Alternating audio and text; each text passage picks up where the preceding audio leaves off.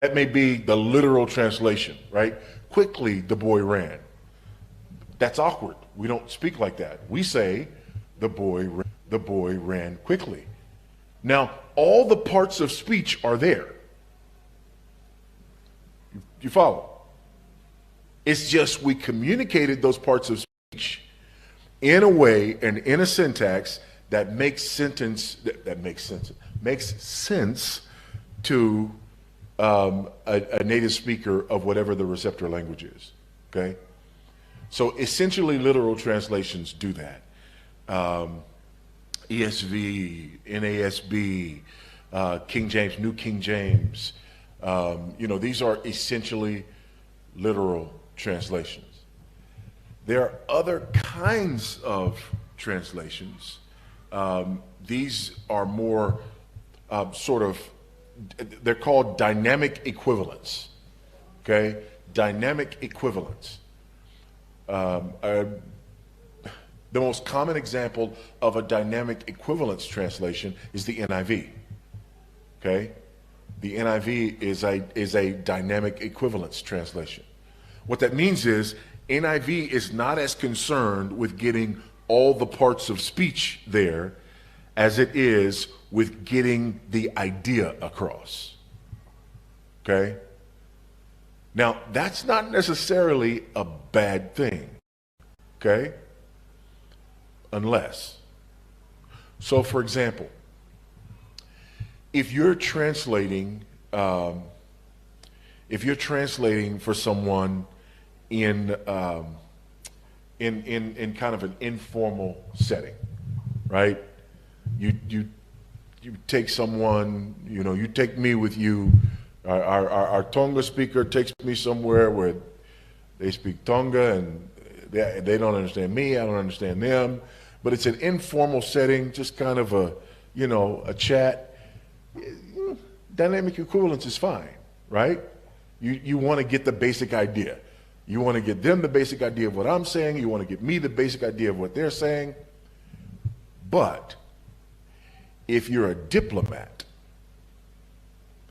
and you're translating as a diplomat in a diplomatic meeting between two countries who are trying to sign a peace treaty, dynamic equivalence is no longer sufficient. Now, every word matters, and you have to do an essentially literal translation. Even the tense of the verbs matters when you're talking about legal language. Okay? Why is that important? Because when we're doing serious Bible study, every word matters. Every part of speech matters. I don't want the dynamic equivalent when I'm doing serious Bible study. I want the essentially literal translation. Okay?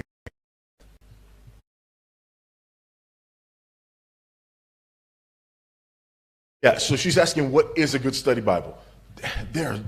And you're right, there are many good study Bibles. For me, there's a number of things that I look for. First of all, let me say this. I don't really use study Bibles. I know how that sounds, right? He's telling us to use study Bibles. He doesn't use study Bibles. And when I say I don't use study Bibles, I don't mean, I'm so fantastic that I don't need any. No. I use electronic sources. So I use either Logos or Accordance.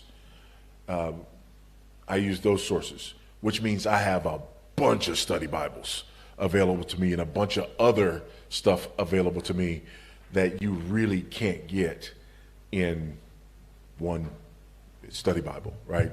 So I use that. Having said that, I do have a number of study Bibles. My preference is the study Bibles that are more factual and less devotional. Okay? So for example, if it's like a men's study Bible or a women's study Bible or a youth study Bible or whatever, then that means it's more devotional and it's trying to give you information that's catered very specifically, right?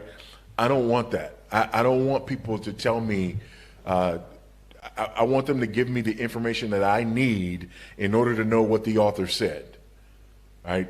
I don't want them to go beyond that for me. So if I want something devotional, I'll go get something devotional. So, good study Bibles are going to be Bibles that are more catered toward giving you commentary type information as opposed to devotional type information.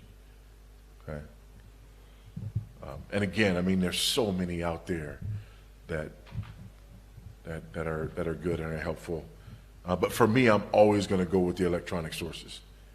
It's just, you